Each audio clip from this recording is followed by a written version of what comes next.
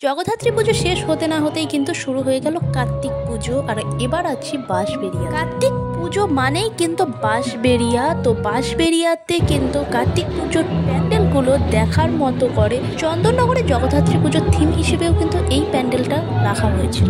চলো এবার পরপর তোমাদের আমি ঘুরিয়ে দেখাচ্ছি কিভাবে সুন্দরভাবে ফুটিয়ে তোলা হয়েছে প্যান্ডেলটা।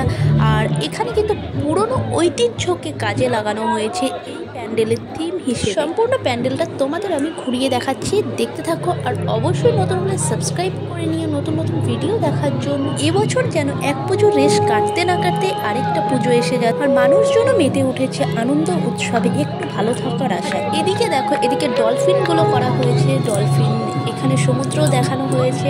আর এগুলো করা হয়েছে কিন্তু প্লাস্টিকের সাহায্যে, দেখেই বুঝতে পারছো।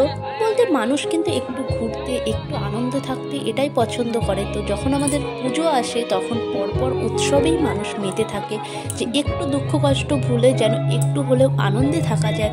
সেই জন্যই কিন্তু এত মানুষের সমাগম হয়। তো কেমন লাগলো অবশ্যই জানিও। নতুন হলে সাবস্ক্রাইব করতে ভুলো না। নতুন নতুন ভিডিও দেখার জন্য অলরেডি অনেক ভিডিও আমি আপলোড করে দিয়েছি, তোমরা গিয়ে আমার চ্যানেলে চেক করে নিতে পারো। দেখা হচ্ছে অন্য কোনো ভিডিওতে।